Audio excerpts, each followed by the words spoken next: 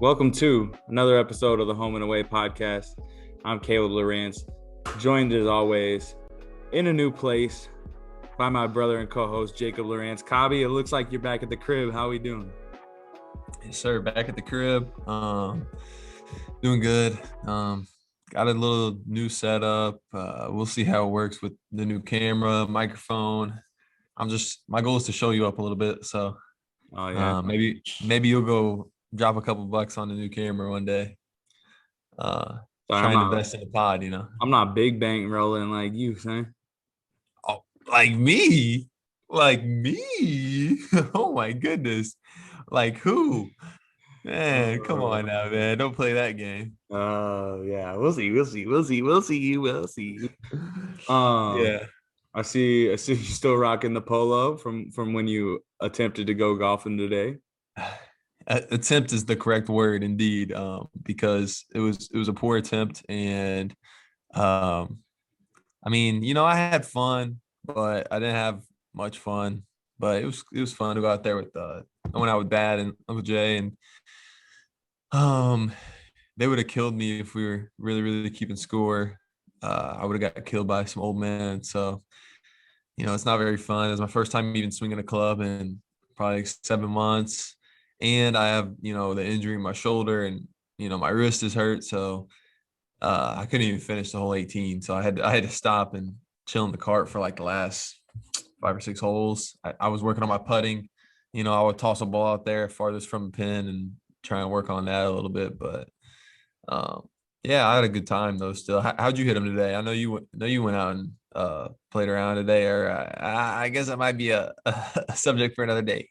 No, that's cool. I went out and played, and it was cool. I played nine this morning, and then played nine again this in the afternoon, and played pretty well. I shot, I don't know, I think I was nine over in the morning.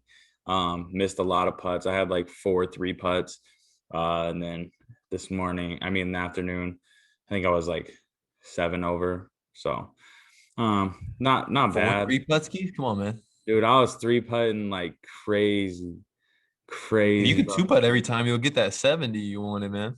Bro, I want to shoot. I want to shoot in the 70s. That's put it on the pod. My goal for the year is to shoot in the 70s one time. By the One end round of 12. 2021. Yeah, in 2021, I'm gonna shoot in the 70s one time. Um, but no, it was good. Courses are open up here. The people I played with today said this is like the earliest they can remember golfing in North Dakota. So um to have the courses open even is nice. So that's Nice, been yeah. really good. Um, and we better, I mean, before we even get going, I know we might do a little tourney talk. We better shout out Pops before he tries to come for us. We had our little family bracket challenge.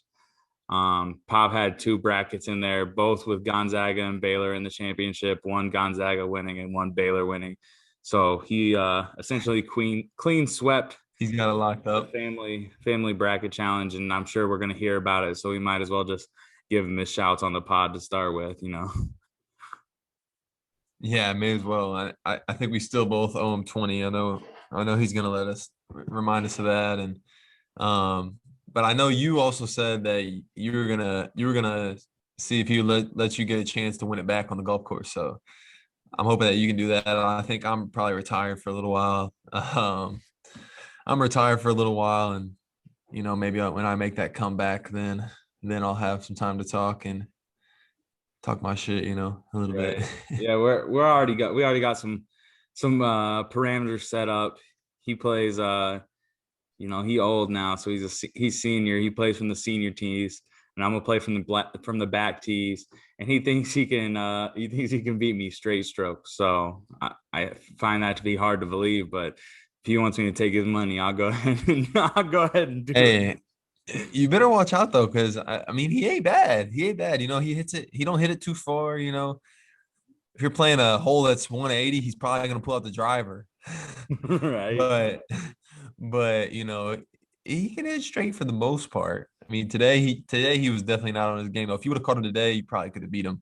But I'll give credit where credit's due, I guess. I And respect the I'll game. let him. I I'll heard let him he have it. I heard he's coming along.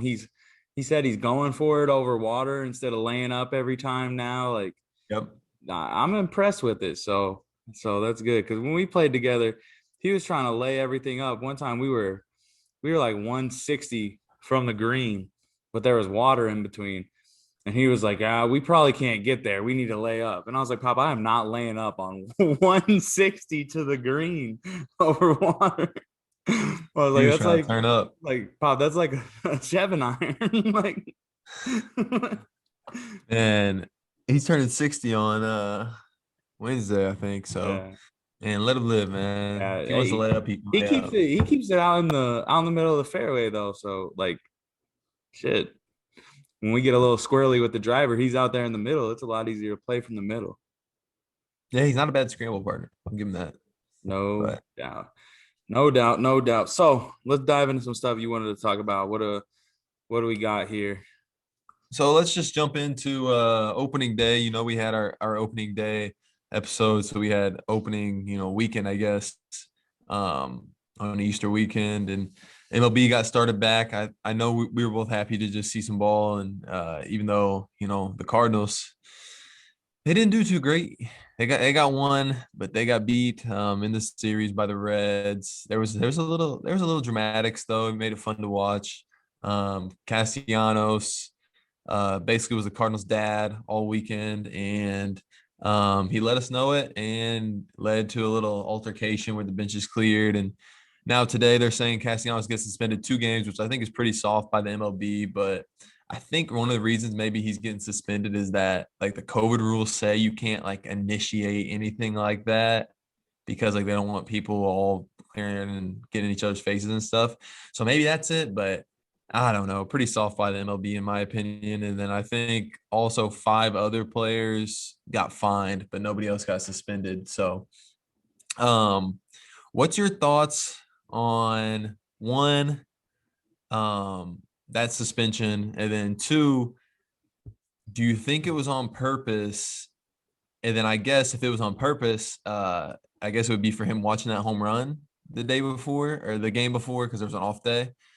So how do you feel about that whole thing? And it would be like, should you be able to pimp your home runs a little bit or watch them or bat flip or what's your opinion on that? I mean, I already know your opinion is, but There's a lot other of people. layers. Right. There's a lot of layers to Yeah. it, right? So I mean, bat flipping, pimping home runs is one of the more exciting things that you Mm-hmm. get in Major League Baseball. So the old heads or the purist traditionalists that want to see guys hit the ball, and even though they know it's a 500 footer, just sprint to first base. That's the weirdest thing I could possibly imagine. Like seeing dudes pimp home runs or get excited and actually play it like it's any other team sport where you get excited when good stuff happens. That's the idea of the game to me. I will say, so suspension could care less about. Like I don't necessarily think anybody should have got suspended. Yeah. Castellanos, though, bro. So It's hard I to sent, like, huh? I sent this. I sent it in our little Twitter group or whatever. And to me, dude, Castellanos soft as baby shit. Right? So he comes in like it's a bang bang, tough play at the plate, right? Yeah. And he scores. The pitcher lands on him, but he's not like trying to freaking do anything, right? Castellanos gets up, tries to big boy the pitcher, The pitcher of all people. but then the second anybody else comes over, he runs away. He was the furthest away from the whole thing, didn't want any part of it. I But think I think what happened was, when he did it, he was kind of like, "Oh shit! Like I don't got to fight the pitcher, I got to fight Yachty." And then he was like, "Yeah, I don't know if I want to fight Yachty," because Yachty started to grab him by like his neck or something, like trying to grab by his shoulders. And he just kind of kept walking the other way, didn't even turn around and address Yachty because he was kind of like, "Ah, shit! Like that's his pitcher. I knew I should have known he was gonna back him up. I don't really want to mess with him." You know? yeah, he just wanted to be soft. So that's the whole thing. Is like I used to like Nick Castellanos, right? I mean, in the show, I mess with him. He's got good cards usually, but Great. you ain't gonna find him on my Diamond Dynasty roster this year. You ain't gonna find him there. After that, after that That's display, a, that's a strong statement. I mean, if he gets a card that can hit some bombs, he might find his way into my lineup. So I'm Well, not going to say that just yet. hey, Uh, I'll say Jordan Hicks was about that action though. He was ready to yeah, go. I want to know what someone said to him because it was Right. like he was kind of just running out, and then all of a sudden it looked like someone said something to him or something, and he tried to like break free from all the Yeah. people, started to take off, and I'm like, damn. If he gets in the game and has to face Castellanos, he might be looking at 105 to the rib cage, and Right. that's not going to feel good. If you thought Woodford hurt getting hit by, imagine you get that 105 right to the ribs from Right. Hick. You're And going to be like feeling that for weeks. right at the end of the day, like I think it's all exciting. It's early season stuff. Like benches clearing is exciting. I know it's not ideal, like, Yeah, but like pimping home runs is exciting. Diving plays is exciting. Guys getting like excited for their teammates and excited for things to happen. It's cool. Like, I mean, you watch the NCAA tournament, you watch any basketball game, somebody hits a big shot, like everybody gets excited. I don't yeah. understand why in baseball, like a guy hits a big home run and everybody can't get excited because You're everybody's supposed to supposed to be just celebrate. Yeah, relaxing, right? That's it's stupid to me, but I think you believe the same thing. I don't know. yeah. We've talked about it a lot of times I, before. I definitely, I definitely believe the same thing. I think I love bat flips. I think they're good for the game just because it gets people excited. It gets young people a reason to watch. Um, excuse me. But then also, with Castellanos, like he did stand up and flex on him and stuff. I mean, that was kind of just like a celebration thing as well. And I saw a tweet that someone said people in the NBA do this every single night, multiple times a night, probably like flex on someone after they dunk on them, make a nice finish on them or anything like that. And nobody ever gets fined or suspended. They can get a technical, but that's basically a small thing, right? I mean, he already got thrown out of the game, didn't get to finish that game. So I felt like that was enough punishment right Right. there, um, for what he had did. But then also in some other news, do we think the Red Sox are that bad, or the Orioles are going to have a good year this year? Because the Orioles absolutely obliterated the Red Sox in 3 straight games in the opening series, and I think the Red Sox are just that bad, which is sad because they won that World Series and they kind of try to sell the whole team, and now they're going all in on like the Moneyball tactics and stuff like that. And I just don't understand it. Why do you have success doing one thing and now you want to reinvent the wheel, so to Yeah, say? I agree. I think the Red Sox are that bad. Yeah. They they were bad last year. They're going to be bad again this year. I mean the Orioles. Yeah, the Orioles are 3-0 right now. They're also getting beat 7-0 by the Yankees right now. So Yeah. again, the thing is like it's so early in the season, right? Of Um, course. the like I got excited. The Cardinals won game one and then dropped the next two. Like they could come out and make the playoffs. They could be Uh, bad again. Like in the first 6 games in 162 game season, like you literally don't know what it's going to be like. But for all assumptions, we're going to go with the Red Sox are going to be bad and the Orioles are also not going to be good. So it was just I agree. kind of a crapshoot to start the season there. I agree with you there.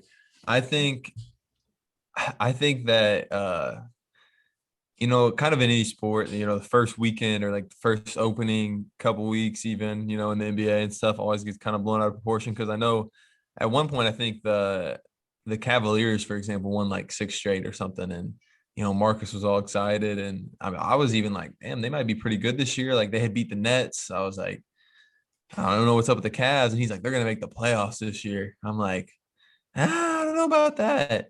And like it was a lot of people were pretty high on them early in the season, and now I think they're maybe like one of the bottom 2 or 3 teams in the Eastern Conference. So, that stuff can go away quick, just like the Orioles. They can start 3-0. If they get a tough stretch, they could go lose 3 like that to the Yankees and be looking at 500, and then they could go to the Rays and go lose 3 straight and then be looking at 3 games below. You know what I mean? Right. It's a tough road in professional sports, and if you don't have the talent, then you're just not really going to compete. Right. But also speaking of the MLB, today was the Texas Rangers home opener, and they had a full crowd, 40,000 plus, to open it there in Texas. And with the governor coming out with no mask mandates, no rules, planning to have full capacity in all the stadiums. I mean, I wasn't surprised that they had that many people come out because I'm sure those people were itching to, get out and watch a game. I don't know how Texas Rangers fan base usually is if they usually sell out like that. But I saw the pictures. Didn't look like I didn't see a mask in sight. Um, it was pretty bad. I mean, like I don't blame people for wanting to go and watch some baseball, since it's been so long. But at the same time, you hope and you hope and you wish that it's not going to cause a huge effect to that community down there because that would really suck. Like everybody wants to go watch games, but there's certain sacrifices you got to make for the health and safety, of others. And it just seems a little irresponsible on the Texas Rangers part and on the Texas government's part. But I don't know. What are your thoughts on it? it it's hard because I mean there's kind of again different layers to it. Like there's the economic side, like the faster you can get people back in stadiums or back in arenas or whatever, it obviously improves the economic standing of the community. But again, it's weird. Like seeing that many people in a stadium is exciting. It's scary. It's kind of all of the above. And I think you're seeing people trend towards like letting more fans in at Mhm. multiple places. I know the Masters this weekend, they're having limited attendance, but more than what they had in the fall. You've seen other like tournaments have stuff. The NCAA tournament is having some fans in there. Um, so it's like it's leaking back in. I know up here at NDSU, they're at like 25% capacity on their stuff, and it's good to see people back, but to see just like 40,000 with absolutely no precautions taken at all is a bit scary. Um, it seems like the perfect setting to have kind of like a big breakout. I mean, you get one person there who has it and spreads it a little bit, like it Yeah. can run rampant pretty quick. But at the same time, like it might come out where nobody gets it, and then you get like the people who basically don't believe that there was a pandemic in the first place who are going to say um, that it was all like a joke and see we should have been doing this the whole time. And I feel like we both like know someone specifically who is very much on board with on that end of the spectrum, whereas most of the people that we're around regularly, like we have um, Melissa, Jalen, Riley, like all work in medical fields and all understand like the seriousness of it and understand kind of the importance of following the Yeah. mandates put into place and following the CDC guidelines and stuff. But Mhm. but there's people who don't believe that at all. And living in North Dakota, I see that a lot. And it's good to see. It's scary to see. I guess it's a roundabout way of seeing like it's kind of more of an experiment to see what happens afterwards than anything. Yeah, I mean it's good to see it in a sense because it's good to see some normalcy and it's good to know that, the Rangers are going to be, making a little money off it and like those guys get to play in front of fans because coming from somewhere where I didn't get to play in front of fans, like I wish fans were out there because it's just not the same and you can't really get up for the game as much as you used to be able to when the stadium would be packed, no matter how big or how small. I mean, it just gives you that extra boost of energy and it makes you more wanting to play and put your body out there and put your body on the line for every play. Whenever there's people just going crazy the whole time or like cheering you on and stuff, it's a completely odd feeling. Because a lot of people haven't experienced it. They haven't been like playing in this time where you can't have a fan, and I can tell you from experience that it's one of the most awkward, and I mean not necessarily awkward, but just like one of the most like weird feeling, odd feeling things that you can do if you play sports your whole life, always in front of fans, and then you go out there in a game and there's just nobody in the crowd. It's odd, it's strange, and it's just not something that I want to do next year. And I hope I don't have to whenever I go back to play again next year because the fans, I think, are what makes the game fun for me as a player sometimes. Right. And I think everybody's kind of on that same page. And like you've heard a lot of guys talk about it, that it's the fans that make a lot of it. And then I mean, it's weird, right? It's gotta find that happy medium between like Yep. understanding that there's things we have to follow, and there's proper ways to get back into having fans, and also wanting to have them back as quickly as possible, which I don't know any sports fan in the world or athlete in the world or coach in the world or even like medical people in the world like who don't want things to be back to normal as fast as possible. Yeah, no question. But then moving on tonight, we're recording this on Monday. What's it, April 5th, and tonight's a national championship game. First, give me your thoughts on what transpired in the Final Four, and then I'll say a little something, and then after that, let's get your predictions for tonight. What you're looking to see and who you think's going to take it home. So as far as the Final Four, I was coaching this weekend, so I didn't see the first game. I didn't see the Baylor Houston game. From what I didn't miss much. I was gonna say, from what I saw with the score and stuff, it didn't miss much at all. Looks like I didn't need to see anything. But second game of the night, I mean, for my purposes, one of the most exciting NCAA tournament games that I've been around for, been alive for, remember watching. Ever, yeah.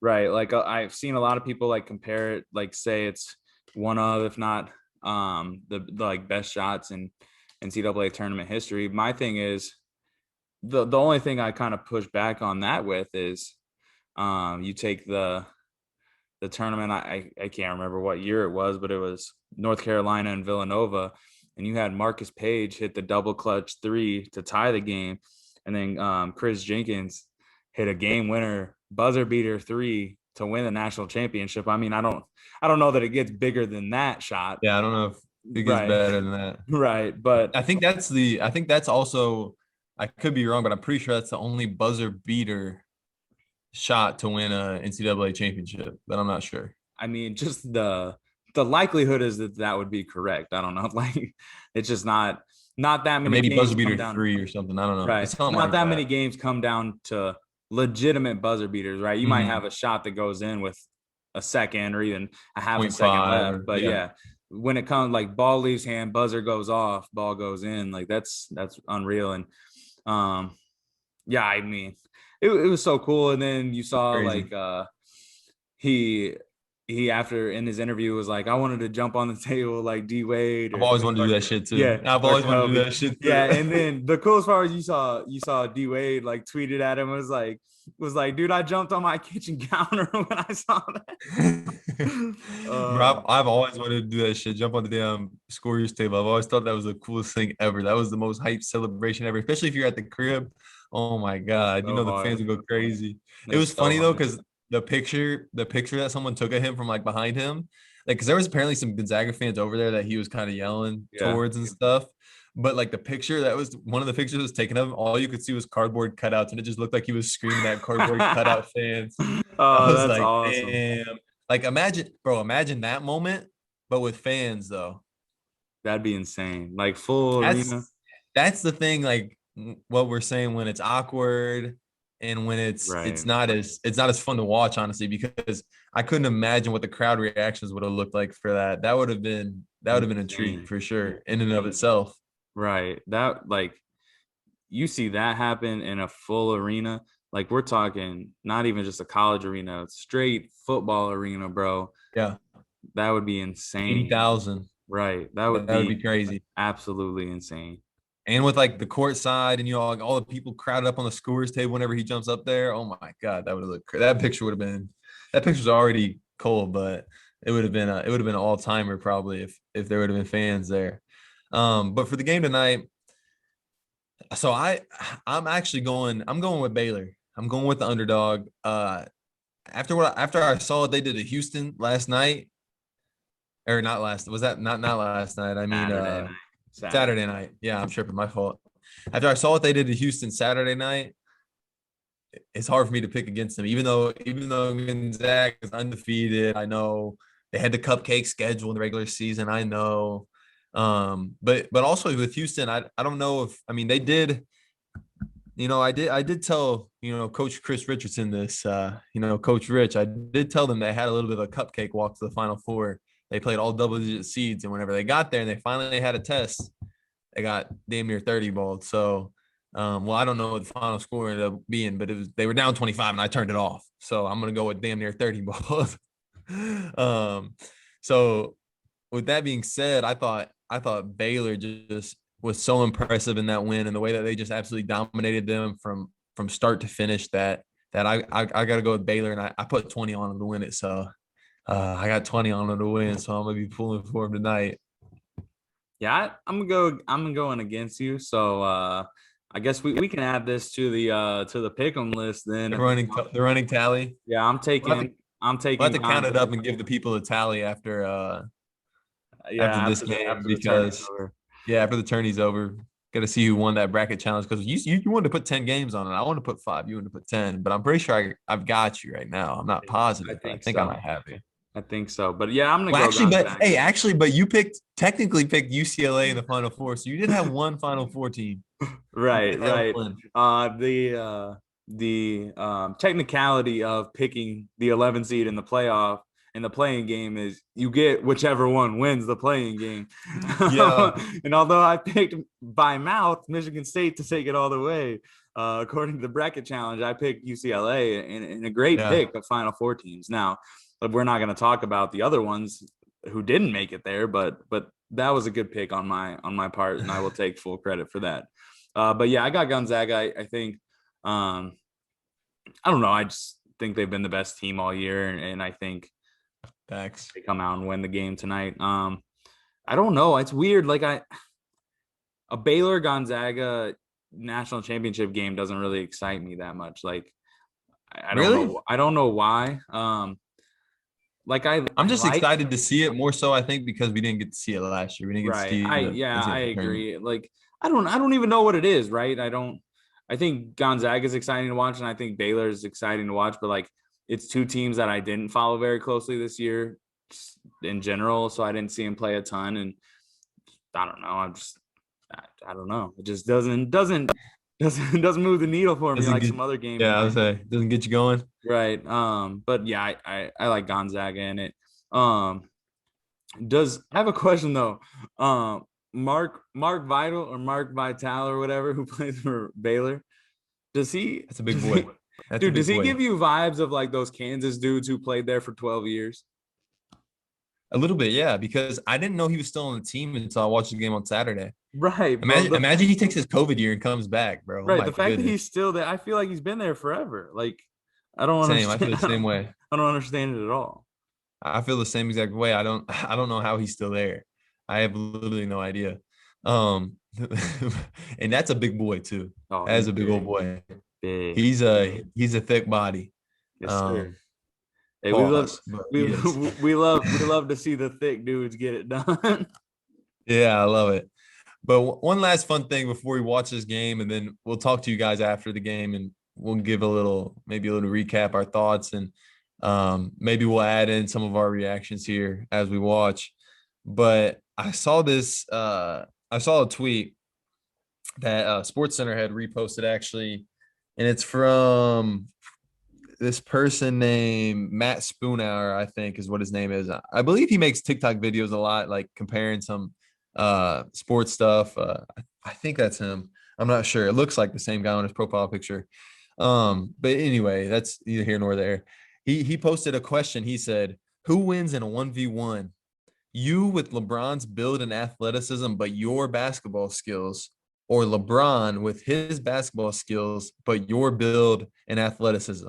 And when I saw this, it really made me think because, me and Bron are both about 6'8", 6'9", I'm, 260. Bron's probably every bit of 240 at least, but I have no bounce and I'm slow. And Bron has insane 40-inch vert and is one of the fastest men in the NBA. You know what I'm saying? So it made me wonder, because I got a little bit of skill. I mean, I'm still a professional basketball player, although at a much lower level. It got me wondering a little bit, but I think me with LeBron's athleticism and build with my basketball skills would beat LeBron with my build and his basketball skills, even though he's a very skilled player. But I mean, if LeBron's going up against me, I'm just thinking he's going to blow by me every time. So you give me that, and I'm going against myself, basically. I'm blowing by him every time, getting straight to the cup. If it's make it take it, we might be looking at 21-0. Honestly, For me, the question becomes significantly easier, right? So, like, where you're like, oh, I'm 6'9", 6'9", he's 6'9", both professional athletes, technically, whatever.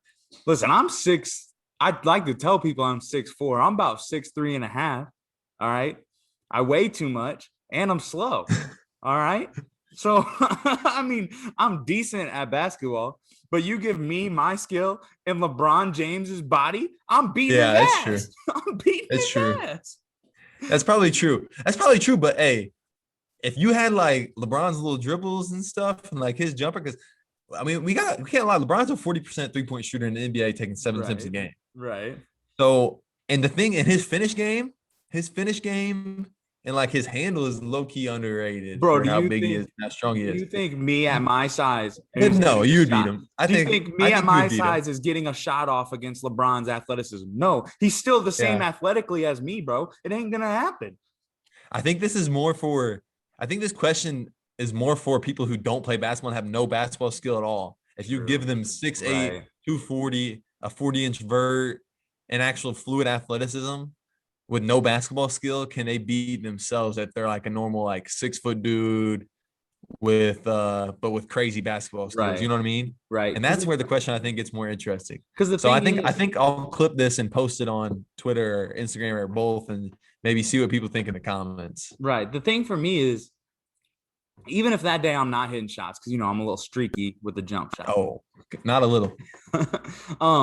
If I'm not hitting shots, LeBron James's body is bullying my body, bro. I'm just gonna literally turn around and dribble with my back to the basket and just go shoot a layup. Just bully ball yourself. I'll sun myself and it'll be fine. Like, I'm not gonna lose. No chance.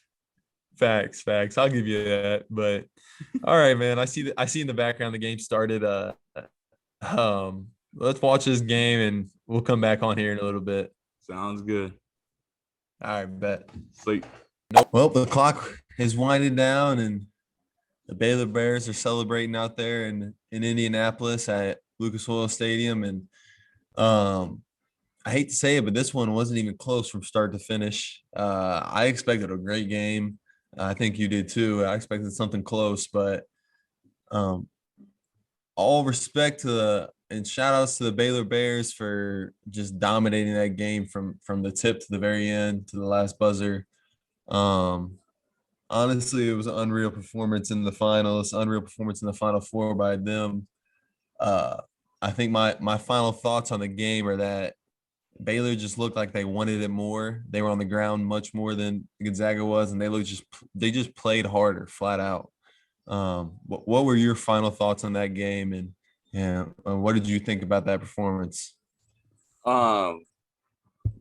Man, Baylor flies around. I think is the biggest thing I took from it. Their defense, they have a ton of length. It feels like it's one of those situations where it feels like there's more than 5 dudes on the court at a time. Like, it feels like no matter where you go or what kind of action you run, there's 1 or 2 guys to guard it.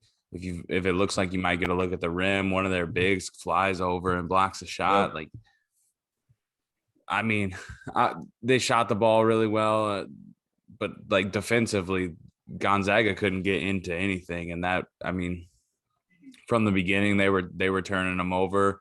They were basically, Gonzaga was getting what Baylor wanted them to get, not anything that they wanted to get. So, I mean, like you said, it was pretty much a 40-minute domination from Baylor. Gonzaga went on their little run to get cut it to 10 at half, but I mean, other than that, it wasn't close the whole time. So, pretty. I mean, as people who like enjoy watching good basketball, like watching teams play well, you respect watching that Baylor team play in this game. But I mean, for just like a casual fan, a very unexciting national championship game. That's a fact. I think for, I mean, a lot of us were watching expecting a good game, and it kind of sucks you didn't get to see a good game. But at the same time, you got to see like a very dominating performance from Baylor, which is also impressive to watch. And that's a team who the announcers were just saying it, and I didn't really think of it. But if they didn't have all the COVID issues and stuff, we could have been looking at a both teams being undefeated going into that game. I think Right. going into that national championship game, and I think honestly, at the end of the day, the best team probably won. Like regardless of record, I think Baylor is probably a better team. They played better competition all year in the regular Right. season. Right. And do you think that Gonzaga to win a national championship? Because to me, to win a national championship for them to get over that hump finally and actually win one, I think they're gonna have to change conferences so that they can just have more games like that are close and that are a struggle against good talent like early on in the season just to get them prepared for that time in the tournament because it seems like come tournament time sometimes they don't know how to handle those bigger teams that are just as big, fast, and strong as them because they don't see that in the WCC. Uh, I don't know. I guess yes and no, right? Early on in the season, I think they do see those teams, right? They do a really Yeah. good job of scheduling their non-conference games to where they generally play a tough non-conference schedule. But then you get into that lull, right, where um, teams like Duke, Baylor, North Carolina, their tough games are a week and a half before the tournament starts, right? Yeah. I mean, they're playing the Big 12 tournament, the ACC tournament, whatever. They're playing like all the challenge stuff. I mean, their conference games are very tough when you get Gonzaga, and their biggest game of the year before the tournament is probably Maui Invitational or some type of showcase game early Yeah. on. So early, yeah. I mean, as far as being more battle tested, I think there's a good chance that it does set them up better if they do change conferences. But at the same time, is it realistic for them to do it? I don't know. I guess the only one that would be kind of realistic for where they're at regionally would be kind of the Well, Pac-12. But they don't have football, and I don't know if their other right, sporting teams could compete. right. You That's the know. thing is like, yeah, their basketball team's good, but would the Pac-12 want them to come into the other sports? I don't know. I'm not familiar with Gonzaga's other sports, so Yeah, I um, mean, I I think for them competitively, I agree with you that moving to a bigger conference would set them up. They'd see some tougher teams throughout the year as opposed to um, like bookending them in the beginning and end. So yeah. um, would it be better? Yes, I think. Would it ever happen? I don't know. It'd be interesting to see though, for sure.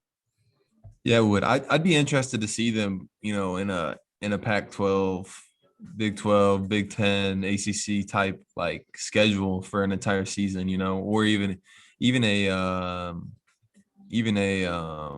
oh my God, conference with Creighton and Butler and all of them. I'm tripping. The Big Big East, East, like a Big East schedule, even, something right? along those lines, because those Right. teams don't really have football either for the most part. Um, But I like you said, I don't know if we'll ever see that. They're gonna keep dominating that West Coast conference probably for a long, long time. Um, but shout out to them though. They've built a lot that program to where now they get, top 100 kids on a regular basis now. I think not too long. I mean, not a regular basis now. I mean, over the last few years. I mean, I want to say one of their highest ranked kid they had prior to Jalen Suggs probably was Zach Collins. Whenever they got him, and he was the top 100 kid. Right. And now I was looking at the top 100 the other day, and they had a kid in the top 20 going to Gonzaga, and I'm sure that'll only keep coming and keep getting more and more talent there, and while continuing to get those 4-year guys that they always seem to get. Right. So Right. I think one day they'll win one, but it's gonna take that. I mean, we thought this team was special, so it's gonna take a special team. And it's gonna take a good matchup in the finals. I just don't know if they matched up that well with this Baylor team. They just kind of bullied them physically. It seemed like. Yeah, I think athletically they didn't match up well here at all. I don't know. I Mhm. and the thing is, like, there's certain situations where uh the less athletic team can kind of system the other team to death or whatever, but like it just wasn't going to happen here. Like, Yeah. because Baylor not only is super athletic, they're super disciplined as well. So like that combination going up against a less athletic Gonzaga team was just kind of a recipe for disaster for Gonzaga. I mean, personally, I kind of picked Gonzaga, and goes back to our very first episode. I thought there was no chance that the Bucks would beat the Chiefs, and apparently in big games, don't listen to what I have to say because most likely I'm going to be very far off. Right. But also, I mean, I'm all in on Davion Mitchell and Jared Butler. I can't lie. I mean, those dudes look really nice tonight, and they've looked good all tournament, especially Mitchell. I'll be interested to see how their games transfer to the NBA and how they progress. I mean, I think the best NBA player on that court was still probably Jalen Suggs, but I'll be interested to see how they look at the next level, you know? Right. I agree. And we probably got to shout out our guy T Long. Gave him some slack when he came on and made the Baylor / Butler pick. He was trying to shout out Jared Butler. Jared Butler, said that Butler was going to win the national championship instead. But he did call it. He came on and during conference tourney season said that Baylor was going to win a national championship. Yep. So shouts to him for calling that over a month ago now. Big props. I'm sure he won our bracket challenge. And shout out to my girlfriend Riley. She had the finals right, and she had picked Baylor. She had Baylor and Gonzaga, and she had Baylor winning it. I mean, that's crazy. Not the boldest predictions ever, but shout out to her. Hey, bold predictions don't generally play out well in bracket challenges, bro. Yeah. Hey. Also, I want to know. Did you hear Scott Drew's dad? He asked him something like, "What makes a great program?" He said, "Like, what advice has your dad given you?" And the announcers were talking about it, and they said that his dad told him it's not about the X's and O's, it's about the Jimmies and Joes. Hey, it ain't about the X's and O's. It's about the Jimmies and the Joes. I heard that probably 5 to 7 times a week from Terry Hollander when I was back at Lindenwood. I heard that all the time. He'd be, "Hey, you know what they say, Freezy? It ain't about the X's and O's. It's about the Jimmies and the Joes." All the time, bro. All the time. Hilarious. But I mean, I hear Pop. What Pop chiming in? Smiling? Bobby Knight. Bob Knight smiling somewhere. Also, from the man you might have just heard in the background, Tim Lawrence. He also said that coming out of half with Gonzaga down 10, he said Gonzaga's going to win this game still by 3 points. Bold prediction. Didn't pay off. I think they lost by 20. I gave you props, man. Shut up. Whoa, calling Dad out on the pod. Dad, you know he's gonna talk wet on you later, talking about you're lucky I let you get away with that on the podcast. You know he's gonna come out with something like that. He's gonna say, I got the belt. I retired. I'm undefeated. I'm undefeated. I got the championship belt. None of you guys could take me. He retired, man. He's retired now, I guess. Hey, Vince, what you got to say? He got none for you. All right. If he's got nothing, I don't think I have anything. Let's wrap it up here. Remember to leave a like. Remember to subscribe on Apple Music, Spotify, wherever you're getting your podcast from. Give us a follow on Home and Away Podcast. On Twitter at Home and Away Pod. Home Away Pod. Let's go ahead and watch this one shining moment, one of the best parts about the NCAA tournament, and hit the bed. Yes, sir. I had a good time talking to you. We hope you guys enjoy the show. Peace.